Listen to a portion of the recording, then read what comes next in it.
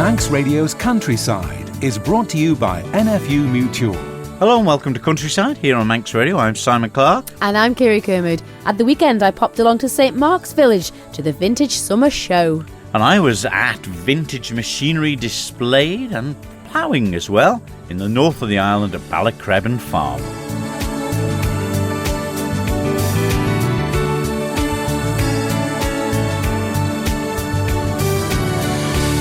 Well, before we get into the older machinery, Kirree, great time you were away with Isle of Man Meats.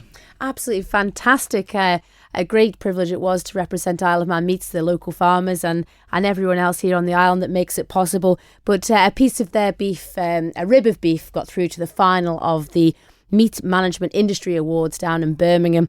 It had to come through its categories and then it come out into the final beef product.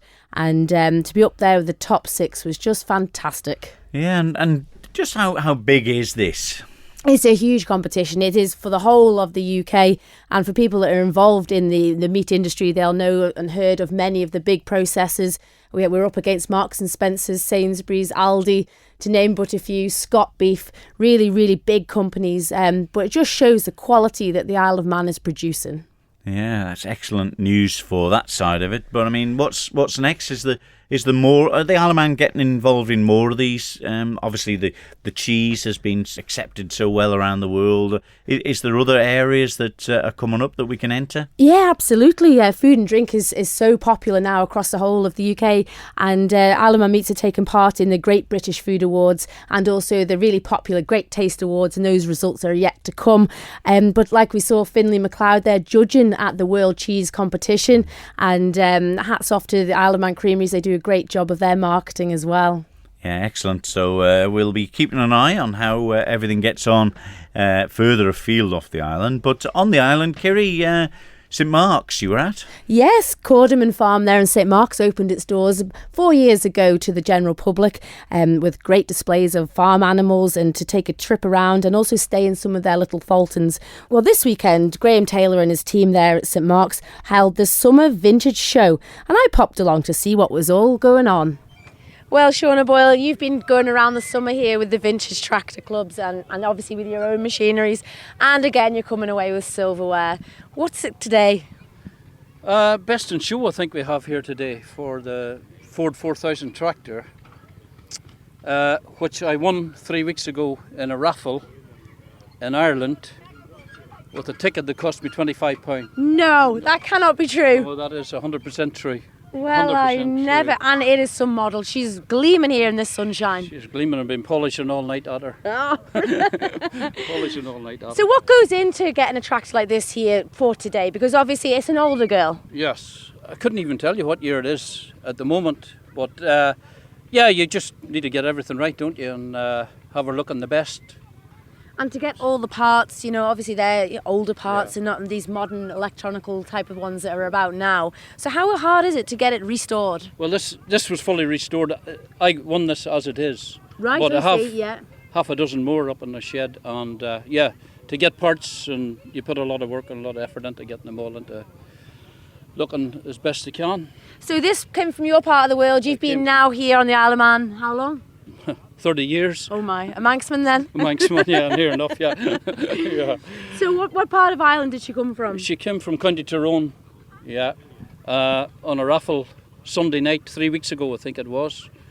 And myself and my brother bought 2 tickets, one each, and I got the lucky one. My word, and I bet that was some shock when that phone call came in. Yeah, we found out on the Wednesday night that one of us won the tractor, so yeah, that was it.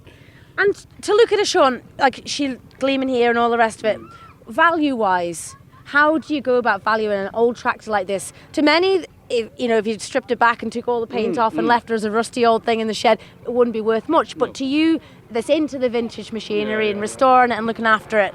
Yeah. At the minute, I would say standing there probably maybe £9,000. My goodness. Yeah. Wow. Yeah, that would be sort of estimated value of it, I think, yeah. But to you, that doesn't matter? No, that doesn't matter. That doesn't make any difference. No. And you've got a young lad here with you today, and I seen him pottering around there with the silverware. Keen interest? Oh, yeah, he's got 2 of his own tractors there, and he's riding about there with a lawnmower, Massey Ferguson lawnmower, running around the ring, so keeps them out of mischief. Well, this is the thing, and it's nice to see the young ones getting involved with this type of. It's a hobby, I suppose you'd call it. Well, a hobby, a very expensive hobby. It'd bankrupt you if you weren't careful, I'll tell you. Yeah. So would you go with the Ford all of the time, or is this a different? Oh no. Massey Ferguson man to heart. Like I've never owned a Ford before in my life, so no. Oh, but I'm not going to give it away. You know what I mean? No, this is it. It's it is what it is. Yeah. But, and the other tractors on display here, now there's a fair array today. How do you all stand up to these? Well, there's some fantastic tractors there today. Fantastic. Some restored, some not restored, but absolutely brilliant display here today. Yeah. And do you think we've got quite a good vintage tractor movement on the Isle of Man? Yeah, there is. Yeah, good clubs. Yeah. Oh, I definitely well supported. Well supported, yeah. And I suppose events like this, like Graham himself there, he has a couple in the classes here to be judged, and I think he really enjoys it too, and to open his farm to put this on is great, isn't it? It's amazing, yeah. I think he might have 8 here today. Wow. I counted about 8 there. And they're all pretty rare, to be honest with you. Every one of them is good in their own right, yeah. And how would you find, obviously you come lucky with yours, through the internet. Yeah, through the internet. And that's really brought the world so much closer. But how do you go finding the rare ones?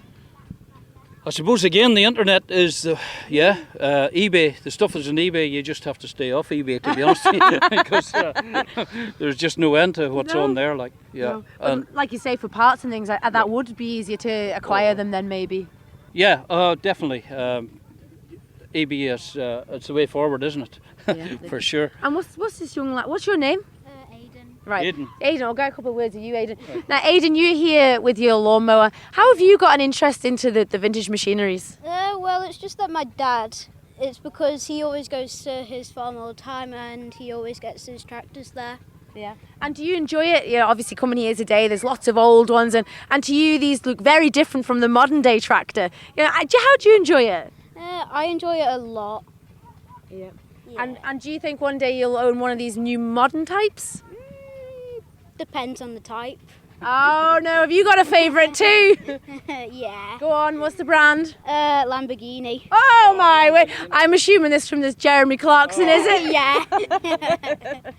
11-day Jeremy Clarkson. But that's the thing with TV and celebrities like Jeremy Clarkson. They do bring life into agriculture. Of course they do, yeah. There's Jeremy Clarkson, it's unbelievable, isn't it, just watching that programme. But I think he's done quite a good job for agriculture. He's done a real good job, yeah, he has. And especially being into the machinery and the engine side of things, the cars and trucks and all the rest of it. It's brought to light, like you say, a Lamborghini, we think of it as being like a multi-million-pound tractor. Yeah. But there it was quite reasonable compared to a lot of these tractors. Of course, yeah. But, he's definitely done a lot for agriculture, hasn't he, and promoting things, definitely. Good. Well, anyway, I bet you can go and get a nice. Well, Bobby Cooley, a long way from home, or is it back to your roots? It's back to here.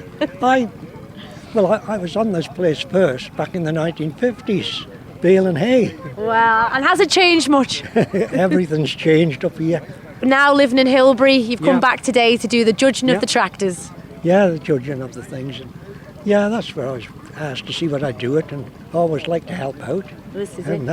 And it's a good display? Yeah, it's a good display. There's lots of good tractors there. Yeah. And lots of, all the machinery, and these cars down here. There's some of them done up that well, you can't choose between them really.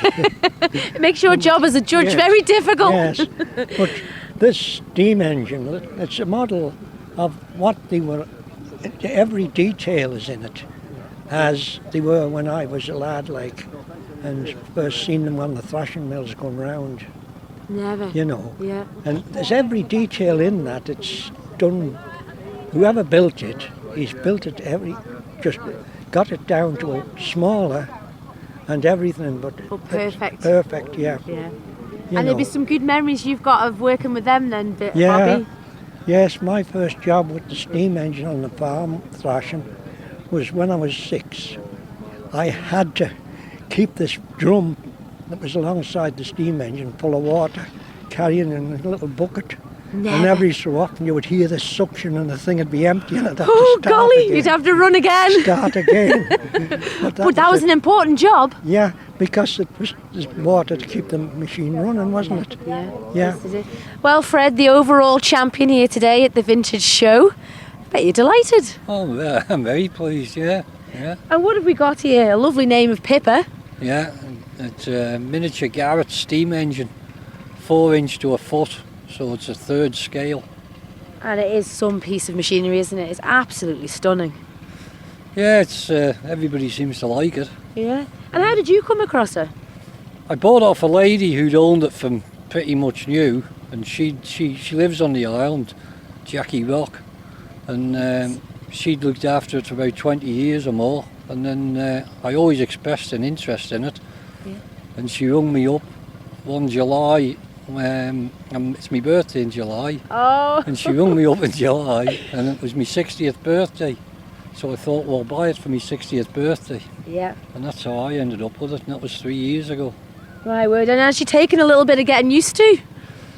Yeah, Jackie showed me what to do and give me the best training and give me letters and notes of what I should do and shouldn't do, and then I've had help of other people, Chris Wedgwood and people on the railway and just what you pick up, talking to people and reading books and reading what other people have done and haven't done, and you just pick it up really. Yeah, and have you always had an interest in the vintage machinery? I've always had old tractors or something lying about, yeah. But this here you're just showing me, Fred, there, a little fire going in underneath there. How hard is it to get that to stay lit? And obviously you've taken Bobby Cooley here, the overall judge, around the Grand Parade. It's not bad. You just got to watch when people distract you by talking to you. I'll just turn that off for a minute. You just got to keep a balance. The water, it's a small boiler, so it's got small tolerances, so you got to make sure it's level when you're checking things. If it's facing downhill, you won't get an accurate reading, and likewise if it's facing uphill, you won't get an accurate reading. And you've got to remember that if it's right when you're sitting level, when you go downhill, the water level's going to drop, and when you go uphill, you're going to gain water. Yeah, it's getting that so balance, you got to get a balance. Yeah, you can have too much water as well as too little. And how will that affect her? Well, if you go downhill with too much water in, it'll siphon and the water goes into the cylinders then, and you can damage the engine, and obviously it won't go very well. And the other thing, the water can, if you've got too little water going downhill, it gets away from the fire, and then the top of the fire overheats, and it's got a thing in it, fortunately, called a fusible plug. And if the fusible plug melts, it blows the steam in water into the fire and puts the fire out. Oh my word, this is a tricky bit of kit. But this is what they would have had to have faced back in the day when they were the proper big machines out on the farms. That's right, it's exactly the same, just smaller. Yeah. And then problems with, travelling between the different spots? Yeah, that's it. The only thing is, with the bigger machines, obviously you got more water. You got more tolerances. Whereas with this, there's not much difference between full and empty, Yeah. But she looks well, all of the brass there shining. It's just lovely, isn't it? Oh, it's nice, yeah. It's nice to get it all polished up and cleaned up. Yeah. And obviously it took Bobby's eye today. Bobby, what did you think? She was the first choice. I enjoyed that ride. Did you? But when he was talking about the water, you'll notice different places, like, let's see, down Colby, the spout, the iron spout. Yes, yeah. They were places where the steam engines could get more water, fill their tank up again. I see, and then they'd be able to move on again. So they could move on. But in under there where he said that plug goes, you had a job. I don't know how they got in to get another plug put in, because they had to renew that because it was made of a soft metal which burnt and melted. Oh, see. It was the safety thing on them. Right. And is that the same now then, Fred? The same now. If the fusible plug goes, you've got to pull the ash pan out, get the fire out, and then get in up above it when it cools down to put a new plug in. Yeah. So it's if your fusible plug's gone, you're not the best of drivers, shall we say. And you got a lovely carriage on the back of it here, taking people around, and it's absolutely beautiful. Yeah, that's the work of Derry Kissack. That he made it for my daughter. he just knocked it up out of bits and pieces. You know what Derry's like. So Oh, some it's man, isn't he? yeah, it's a good match for the little engine, like a little living van. Yeah, yeah. They lived in them, in the huts. They took it around with them, especially on the high road when they had the roller. And I suppose it'd be a long way from home, long wouldn't way it? And from no home. jumping in a Like, car and there's nipping no back good- at night, is If it? you live down Port Erin and you're working in Santon, you know, the only thing you had was a push bike and that. And you had to be up at 6 o'clock to get these fired up, Yeah, you know, yeah. and that's because 8 o'clock was when they started, and sometimes it would take 2 hours. Yeah. And another thing they had to watch if the thing, some of the boilers blew up actually. You know, Oh, you'd know about it if one of them there had was. been accidents. So, Oh, yes. that's right. Yeah. Well, no, there's a serious bit of kit, and it's lovely that we can all come here today and enjoy looking at it in this miniature Yes. form at least, and bring back the memories. Yes. Yeah, Like lovely. I say, I only drove one of the big ones once, and for Billy Neal down Ramsey. And that he says, "You've always wanted to drive one, come on." And I got it stuck. Oh no! So, where would they be parked on the farms? Where as a rule would they go? Well, we would think down at, used to go to Ballacrebbin to give demonstrations down there. I see. Yeah. And that. And Yeah. well, Harvey Briggs asked me, he said, "Why did you take the long road?" And I said, "What do you mean?" He said, "Well, you were like that all the way. But them steering wheels, there's only chains going round a roller that steered it. He And you wandered were this all way. over the place. And you Oh, were this never. way and that way and this way and that way. And, Oh, it'd be tiresome, wouldn't it? Yeah. you know, so it was like that. No, but no, it's good. It is good. And how the machinery's changed over time. It is. And now just electronics have all come into play. And what about you, Fred? What do you reckon to them? No, not a lot. Like most of the boys here, then. Yeah, no. You can't just get the toolkit out and the spanners out and have a go, can you, nowadays? You've got to have the computers and how it's changed. all I need here is a bit of water and a bit of coal, and that's it, and a bit of oil. Yeah. And there you go. There you go. I'll tell you another little thing you might want to know. Like, you might remember, you heard of the Ellen Vannon that sank. Yes, yes. Well, there was a fella working on the Ellen Vannon. I was been told all this. Billy Neal told me. A fella working on the Ellen Vannon, and he lived out somewhere out Sulby way, down the Claddocks way. And he was walking back down to get on the boat, like to work when that night they were going out. And some fella was going down the road in a steam engine. "Oh, I'll give you a lift." They pulled in at the Ginger Hall. Well, they'd been in there a little bit longer probably, but they come out. They forgot about it. The fire had gone out, Oh, no. so he missed his boat. Oh, goodness me. And so, you know, it went down on that journey to Well, Liverpool. I never. Something was looking out for him. Yeah, Must have been a good pint in the Ginger Hall, though. yeah, must have been. And you'll have seen, like you said, some changes, not only Yeah. with the farmland, but with the machines. Yes, well, like when I was at school on the farms, it was all horses thing, and then, well, during the war, the tractor come in, but the thrashing, like it took, 12 to 16 men on the thrashing mill, and that was driven by the steam engine, you know. Yeah, And yeah. like Freddie Bell, who was on the steam engines, when the marshals started coming in, he used to say, "They don't know how well off they are. You just have to swing a handle." And here we used to be at 6 o'clock getting steam up, because 8 o'clock on the farms used to be then. The first sheep had to be going through. Well, goodness me, and how things have changed. I bet you Yes. see these big tractors going through there now, all Yeah. of the electricals, and Yeah, they're like well- spaceships, aren't they? Like it was all cut with the binder, stooped, carted in, you know. And then combines come in. Like when we got the combine, that was a wonderful machine, because it was one of the first self-propelled. And that's, I had to take a test on it, to be honest. Goodness, what great memories. and it was lifted off the boat down at near where the petrol station is, you know, now the petrol depot for Down in Douglas Quay there. in South Quay, with the steam crane that they had there. And they'd arranged for Shim and fella that was doing the tests to come down when it came off the boat. And I'd been away to Lincolnshire, the agents in England, like, and took a course on it. Me and a fella called Tom Gilverson. Unfortunately, Tom was killed in the Winter Hill disaster. But them times to go away to do a course, you know, nowadays everybody jumps on the boat and goes and does a course. But that there was a huge undertaking for you as a young fella. Oh, going away to somewhere where you'd never been.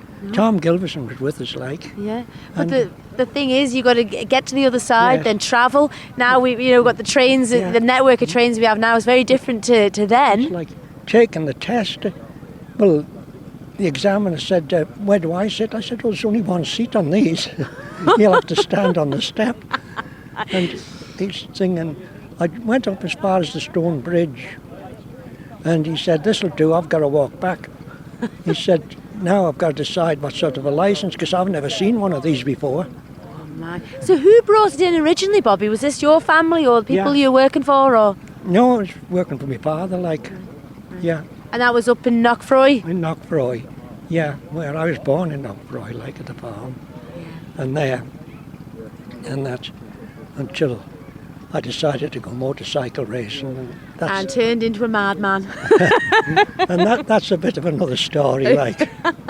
But what great memories. But for that there, to be the first to come to the Isle of Man, and it must have been a really special moment for your family.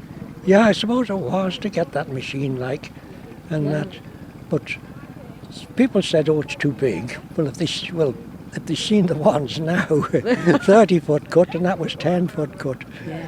But no, but your place, from when we got it really until I went away, combining. Goodness me. And you do, like you say, the parish of Santon Maloo, would that be how it would work? You'd go round? Right down round to the south of the island. Yeah. And I suppose it wouldn't be long paying for itself in that way. I'll tell you where I had a job. I left Scarlet Farm, out Scarlet, through Castletown. Well, I had a job getting round the corner to Castletown. I had to track to get through there with the combine. Goodness me. And then up Maloo Street, that's right, and come out where the lights are, because I was going up to Foxdale. And that at 4 o'clock in the morning. No way. And was there certain areas that would grow more corn than other areas on the island then? Well, it was mostly the south we were on, Oh, would every farm grow a bit, would they? Yes, each farm would grow a certain amount. Right. Like lots of farms. Like most of the fields we were in was, 6-8 acres. The biggest field would be about 14 acres. And I suppose knowing there was a combine about, they might plant a bit more if they didn't, knew they had machinery to lift it. Yeah, well, lots of people were coming to see how it worked, really, stopping to see us with this machine. Oh, what a sight. There's one or two Massey combines, but the Massey wasn't to us and to lots of people. It would handle the grain all right, but wouldn't handle the straw. Right. We wanted something, because straw then was oats, and that was about 5 foot high, Goodness. 4 to 5 foot high. Because the straw to the farmer was as important as the oats, really. Well, I don't think much has changed there now, even, Bobby. The straw is absolutely sought after. The winters seem to be very long now. Yeah. Do you see that change as well? Yeah, I see the change all through the years. The winters are wetter, and that. We used to get the snow, but and the summers, well, you got good summers and bad summers, and that. It was in the 1950s, and they were trying to sell the corn in stooks, like, in November. You see, they had the farm sales then. Oh, I see, yes, yeah. That's know. late in the year, November, though, wasn't it? Yeah, well, November the 12th was... like the Hollantide. Hollantide. They sold yes, I see. October and November, you see, for Hollantide. Right, the change in the leases. They changed the thing, that was the changeover of the farms, like... I see, Going back originally, like... That's when farms took a man on. Yes. And they give him a shilling, and they had to stay the year, wow. whether they liked it or not. Because Santon, like you were saying before, it does have the Hollantide Fair still, Yeah. and Donald Gellan would be there most years, and I caught up with him a couple of years back and he was explaining that. But things haven't changed so much, so we rent Yes. an awful lot of ground, and the tenancies are, in November. November the 12th. That's it, Yeah. exactly. And they still do have all the livestock off for that day. The old tenant had to be out by midday, and the new one could come in any time after that. And was it sore for many of those farmers having to leave the ground, or was it just a common thing then? Well, these farms might be fellas are retiring, but some it was having to move out because they might want a bigger farm. Right, You see, all the small farms have gone. See, used to be lots of farms would start out with, say, 30, 40, 50 acres. But they've all gone now because they've been made into gentlemen's residence, and the farm's land has either been sold off or let off. Yeah, that's a sad thing, and I know I'm a younger farmer, but there's not too many younger ones coming through after me, and that is a worrying time, I think. There's no small farms like that where they can start out. You know, used to be lots, you see, would start out like that. They'd still be working for a farm somewhere, but the farms they were working for and that, they'd always like them, you know, and that, and say, oh, well, you don't need things like get yourself one horse, you can borrow a horse from us, you know, and things get a like start that. made. Get a start made. But now you go to the bank looking on to buy borrowing. a tractor and well, borrow you gotta all this borrow, money. You know, you got to borrow thousands of pounds to buy a tractor today. Oh, absolutely. And they wouldn't look at you. It's a lot of luck in farming because you get bad weather or get something, you know, that sheep, you've reared it all the time, and if it's pouring with rain and the lamb's born out, by the time you get out to see it, it could be dead, and therefore you've got to keep the sheep another year now to get another lamb. I think the farmers are very tough people, aren't they? Well, it's bred in you, I think. Yeah, I think that is a true fact. I know there's quite a number of first generation farmers, especially in the UK. You see some of these documentaries on telly and they're having a go, and absolute full credit to them, and they realise how hard it is to produce food and get a start made. But we've got to look after these farmers. Yeah, well, they need the farmers. You know, during the war, you see, when they had Dig for Victory, the Isle of Man was basically supplying itself, you know, with meat and milk and, you know, eggs and everything. And of course, rabbits weren't rations, so rabbits were a good thing. Like, I had a good business going catching rabbits. I bought me motorbikes with rabbit money. Well, I never. Yeah, I caught dozens or maybe hundreds of rabbits up on your place. Goodness me, yeah. And you're coming back and having another go. Well, nobody eats rabbits now. Because when I was rabbiting, you see, we've been on the combine, you'd see where there was lots of rabbits. The farm would be glad to get them, and I'd just be out at night on their farm. Fine, you know, ask them, yeah, that's fine. Used to always hang a couple of rabbits up in the cow house for them, you know, so they could have that. Yeah. So they'd know I'd been out. And, This is it. that was the way, but... That's the way, and how things have changed, but at least we're enjoying a good day out Yes, here. it's a nice day. Remembering a bit of history as we go. And there's a good turnout of all this old machinery and stuff. And it's a nice place up here. There's a wonderful view when you look out there. It's some view, isn't it? There is. Absolutely beautiful. And that's something I thought at the Southern Show up at your place, that, you know, combine them fields, but being able to there and looking out, I thought, people don't see this. They don't get the chance, do they? No. And I think that's one thing, as a person working in the countryside, we're very lucky to get up and see that. It is a breath of fresh air, isn't it? I'd always said I'd never live in the town. No. No, we're very, very fortunate. Yeah, and here on the Isle of Man, it is a very beautiful place, isn't it? Oh, yeah. You couldn't find a better spot to be up here. You know, when you look out all through there on a day like this, like, that's worth farming. Like I've always said, I'm a millionaire because I can see this. Yes. Money's no good. You could think, you know, £1 million in the bank and thinking, oh, you're well off. But when you can stand and look at all this, to me, it's all you need. It's priceless. And get up in the morning and hear the birds. And, you know, I always like to hear the cuckoo come when it arrives, and that in the spring. Yeah. And swallows. Swallows, nothing Yeah. nicer, is he? There's Out not. on the lambing round and there Yeah. they come swooping in, just Yeah, they do. brilliant. And No. it's such a nice thing. You see their little heads poking out of the nests. Oh, yeah. It is. It is special. I don't think, however old you are, but if you're a country person, these Yeah. are things that are so special year Yeah. in, year out, They are. isn't it? Yeah. That was Bobby Cooley, the judge for the day, Shauna Boyle, the prize winner of the tractor section, and Fred Quay, the overall champion.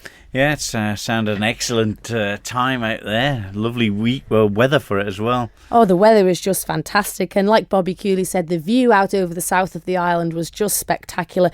But it's a great job that Graham Taylor and his team do there up in Cordham. Very peaceful place, and having all of the lovely animals they have for the children to come and pet and have a look at. But the day was so busy with those lovely, lovely shining vintage cars, tractors and some of the stationary engines.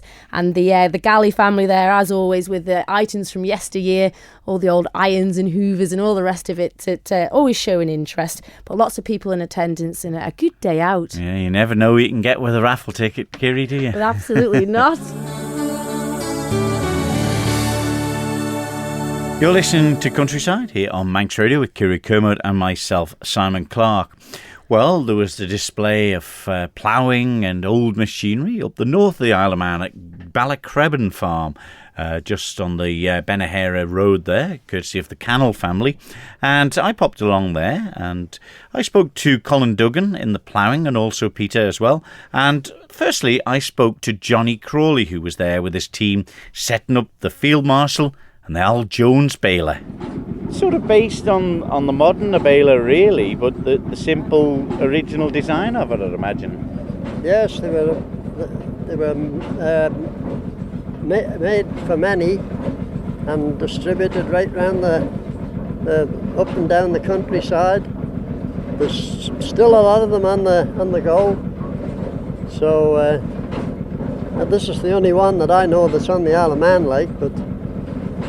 What sort of age is on this one? What year would this one be? 1948. Really? Yeah. Because I mean, when I was growing up, we had the international baler was quite a popular one with the pickup reel and stuff. But that's right. when you look at this one, she's driven by the Field Marshal of Orries there, but it's a similar sort of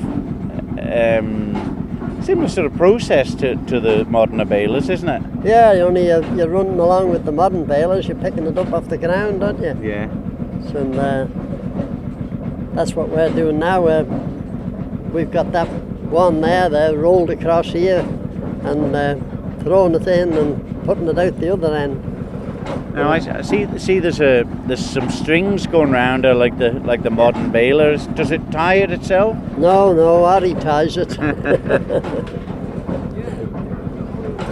But how did you acquire this one? Was it always on the Isle of Man, this one? It came to the Isle of Man, the baler, the mill and the Field Marshal in 1949. And it went to Ronaldsway Farm, down at the airport, down below the airport.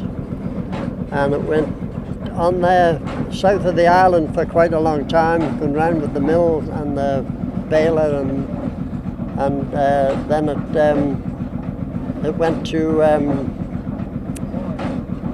Hull Rose Farm then. That's where it went after that, the whole yoke. All went down there, and then they were doing the Douglas area and out to out towards Crosby, and they were going and doing the farm in the farmyards. And then it went to after that it went to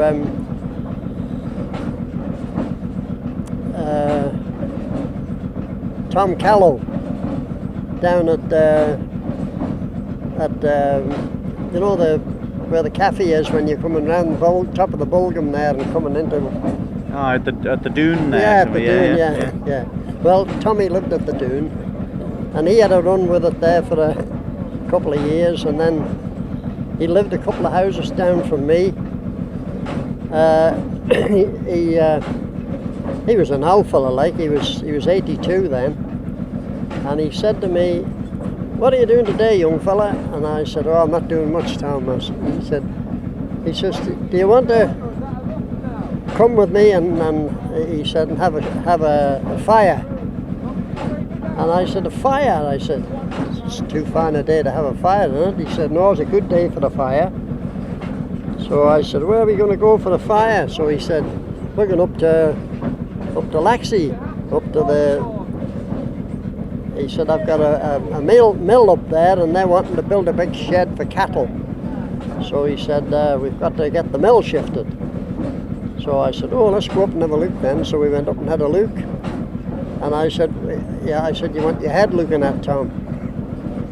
I said, you want burn a mill? I said, I never heard that like that in my life. And he said, no, he said, we've got to get it shifted, he said, because they want to start boring the holes to put the uprights in. So I said, right, get in this car then. So we went back. We went back home, and he said, right, he said, you can have it. He said, I don't want nothing for it. He said, I just want it off this land so he can get going with the Getting on with his building. Yeah. So anyway, I said to him, well, I said it's got a flat tire on the front of the mill and one on the back. I said there's no wheels at all on the baler. I said that the wheels for the baler, he said, are in my greenhouse, in my backyard. Pretty old-fashioned he was. My God, I tell you what. Did he give them to you? Yeah, he gave me the whole lot. Yeah. And then I said to him, I said, well, what did you do with you didn't put fire to the marshal, did you? And he said, no, he said the marshal's up in the shed there. And I said, you never told me that. So I said, come on, get yourself in here, we'll go up and have a look. So we went up there, and it was in a car garage, which was, just a bit above a man's head. And so I said to him, how are you getting in and out here? Like, he said, we take the manifold off take the stack out. So they keep all the only the highest thing then is the steering wheel. So he said, that's where it's been in there all the time. So I said, does that go with it? And he said, oh no, he said, well, I'm giving you the mill and baler, but he said, I want a few shillings, he said, for the marshal. So I said, right, well, we'll go home now and then we'll go and have a cup of coffee and then we'll see how much the shillings are. So he went home and he more or less gave it me. Right. Yeah. Did you have to do much to it? No. Well, we had to completely refurbish the mill, like. We repaired a lot of the woodwork in it, and a lot of the tin work, and the side, the boards on the side of the mill all had to be replaced. It was ready for the match, like. Yeah. It was. But the baler, she's running today, and yeah, and the mill runs as well, like. But we don't. If we're going to a big show, where you're going to be there all day, we have the mill driving the baler. Right. And the field marshal driving the mill. So they could all connect together. Yes, and it looks better. But when you're only going here, you see, you haven't got the time, and you haven't got the people looking like so. But what's the square bales coming out of it? I mean, what size would they be to the sort of square bales that horse owners and farmers would know from the 70s and 80s? Oh well, these bales here that's in here, they're that soft. You could pick about 6 at a time up, because you've got to get pressure on it. That's what I was doing, winding it down there. These here, they're not making proper bales, you see. Yeah, but it's like I said at the start, the process is very similar. You got the feeder and you got the ram there and some string around it, so the design, you know, it's Yeah. stuck with it a long time really. But Yeah. don't see many square bales now, though, Johnny. No, you don't. No. But great to see it in action here today. Right, very good. Thank you.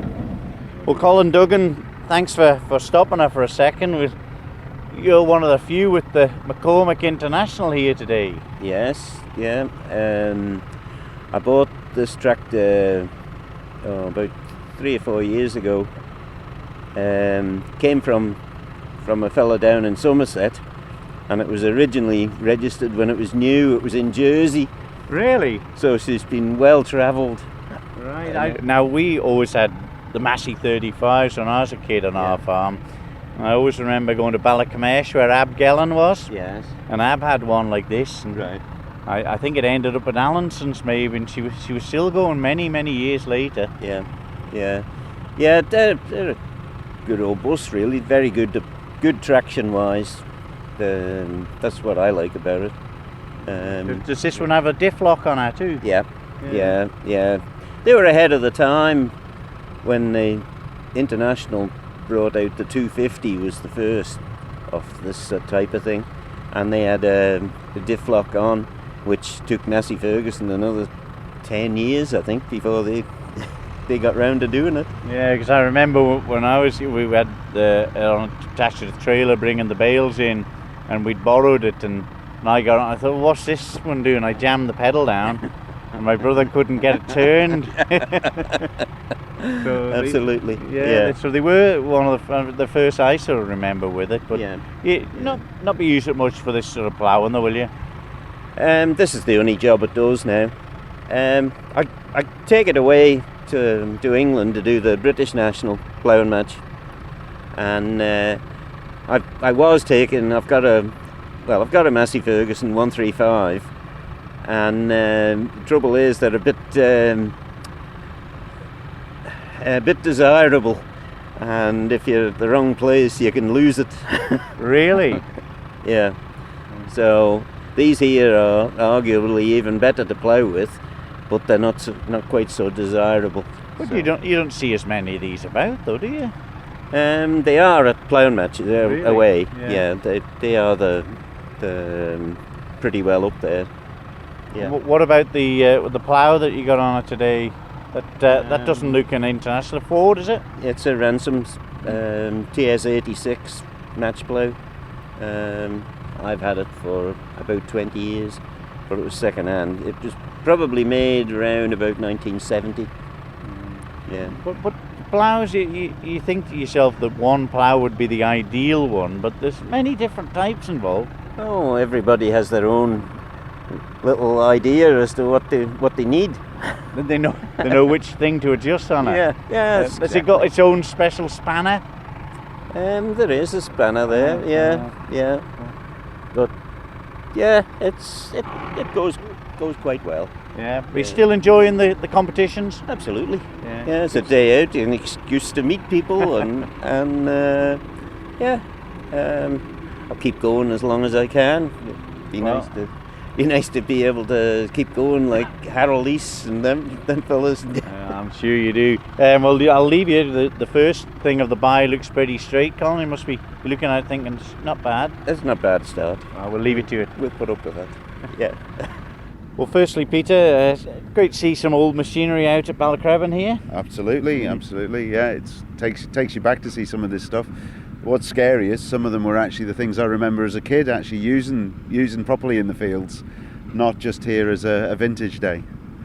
But it's something that you and your family have been getting together with for quite a few years now, and stuck with it with the agricultural world through the thick and thin, really. Absolutely. I mean, with the farm's been here. I mean, we always laugh that we're new to the parish because we only arrived here in 1860. But yeah, this is very much. It's lovely to see the fields being worked, sort of in the old way. I know modern times you've got to move on, but it's great to sort of still be connected with the people that grew up here and know the land and know the tractors and know the old skills. But of course, you started the agricultural supplies part of it, the kennels here, and And of course, after the sad passing of your dad, Peter, your mum has kept it going. Absolutely, absolutely. It's part of the community here up in Andres, though there are still people who sort of come across us and didn't realise we were actually here. But it's been going quite a few years now, and a lot of regular customers. Covers off everything from just the agricultural side through to gardening, to horses, anything you need for the country. And of course, I'm standing in clothes bought from Canlon's Agricultural Supplies, because that's what I get and given for Christmas presents. But it is nice, and it's got that, you can go to certain shops and people are buying stuff online, but you've prided yourselves on the personal side of it, and that's why I suppose you've kept the customers that you've got so long. Well, there's that. I mean, people enjoy just coming up to the farm to see the place, to see what's in the shop, to talk to us about what we've actually got and what we need. And sometimes, you can't do it online quite the same, but sitting down with someone and going, well, what exactly do I need for this sort of thing? And that's where the country shops do well, because we know what works best for the people in the area. And what about the keenness? There's a lot of the old ploughers here today, and the balers in action, and the old field marshal. They love coming and showing them, don't they? And the competition of maybe winning the ploughing match. Oh, absolutely. But I think most of it is actually the fact that they've got the tractors out. They're not just collector's items; they're actually using them. And to see the Massey Fergusons in particular, because they're always my favourite, is the 35s. It's just an amazing piece of engineering, and to see the fact that they're still doing a fantastic job with them, it's great to see that they're still in use. Well, no need for the wellies today, that's one thing. Absolutely not. No, it's a good dry field today. We've got the harvest in already off here, and now we'll be getting ready for the ploughing for the next season. So it keeps coming round and going around. Well, thanks for letting everyone and ourselves join in on the Vintage Machinery Day today. Absolute pleasure, and I hope we'll see you here next year. Peter Cannell, Colin Duggan and Johnny Crawley with his tale about where the old baler come from. Mighty when, I want to say, I haven't got much to say about it. And then when the memories start flowing back to them. Oh, it's really lovely. And I think that was the same for me at St Mark's, the memories that Bobby Cooley had of the farm and around the Isle of Man.